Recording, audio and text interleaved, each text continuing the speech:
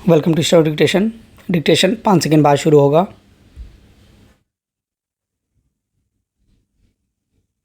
Start. वर्ष 2020 में दिल्ली में हुए भीषण दंगों के एक बड़े मामले में आम आदमी पार्टी के पार्षद रहे ताहिर हुसैन और 4 अन्य को इंटेलिजेंस ब्यूरो के कर्मी अंकित शर्मा की हत्या के मामले में दोषी ठहराया जाना यह भी बताता है कि इस दंगे में नेता भी शामिल थे। यह पहले ही प्रमाणित हो चुका है कि ताहिर हुसैन जैसे नेताओं को राजनीतिक संरक्षण प्राप्त था। यह एक तथ्य है कि अंकित शर्मा की हत्या में उसका नाम आने पर आम आदमी पार्टी समेत अन्य दलों के नेताओं ने उसका बचाव किया था। उसका बचाव करने वालों में कई अन्य जाने माने लोग भी थे। ताहिर हुसैन को दोषी करार दिए जाने से इन सब की पोल खुल गई है। इन लोगों को बताना चाहिए कि वे किस आधार पर ताहिर हुसैन को निर्दोष होने का प्रमाण पत्र दे रहे थे, क्योंकि उसे दोषी करार देने वाली अदालत ने यह स्पष्ट किया है कि फैसला ठोस साक्ष्यों के आधार पर दिया गया है। यह एक विडंबना ही है कि कुछ नेता अभी भी ताहिर हुसैन के लिए आंसू बहा रहे हैं। इसे भी विस्मृत नहीं किया जाना चाहिए कि दिल्ली विधानसभा चुनाव में असुद्दीन ओवैसी ने उसे चुनाव मैदान में उतारा था। यह भी नहीं भूला जाए कि दिल्ली दंगे उस नागरिकता संशोधन कानून का विरोध करने की आड़ में हुए थे, जिस पर जब अमल किया गया तो विरोध की कोई आवाज़ नहीं उठी। उन सब नेताओं को शर्मिंदा होना चाहिए जिन्होंने इस कानून को लेकर देश को गुमराह किया और जिसके चलते दिल्ली में भीषण हिंसा हुई।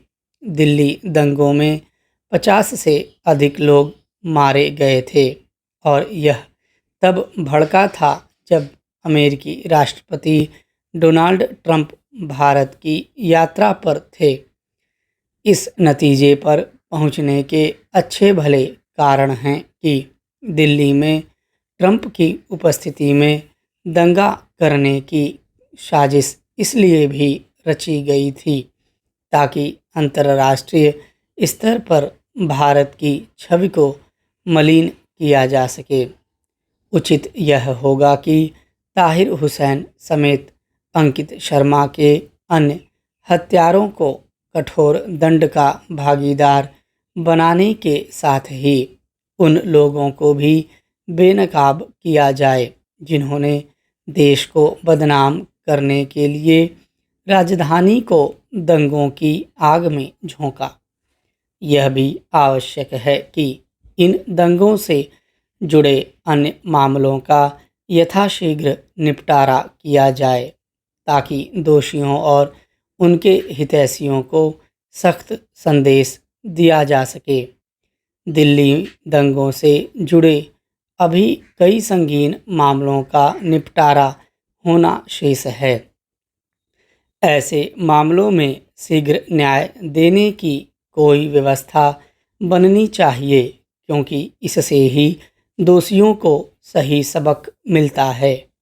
इससे संतुष्ट नहीं हुआ जा सकता कि दिल्ली दंगों के एक बड़े मामले में फैसला सुना दिया गया, क्योंकि यह कहना कठिन है कि उच्चतर अदालतों की ओर से अपने हिस्से का कार्य निष्पादन कब किया जाएगा।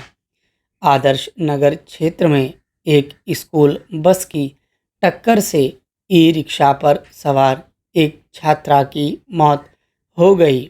घायल अवस्था में सड़क पर तड़प रही बच्ची को बचाने के बजाय वहां मौजूद लोग उसका वीडियो बनाने में व्यस्त रहे। बाद में एक व्यक्ति उसे स्कूटी से अस्पताल लेकर पहुंचा, जहां चिकित्सकों ने उसे मृत घोषित कर दिया। यह घटना दिल्ली की बदहाल यातायात व्यवस्था और समाज में बढ़ती संवेदनहीनता का गंभीर उदाहरण है।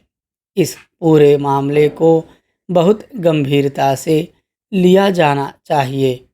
स्कूल प्रबंधन, अभिभावकों, पुलिस प्रशासन के साथ साथ आम नागरिकों को भी ऐसी दुर्घटनाओं की रोकथाम के लिए अपनी अपनी जिम्मेदारी निभानी होगी। अभिभावकों को भी अपने बच्चों की सुरक्षा के प्रति सजग रहना होगा। उन्हें यह सुनिश्चित करना चाहिए कि उनके बच्चे सुरक्षित और नियमों का पालन करने वाले वाहनों से ही स्कूल जाएं।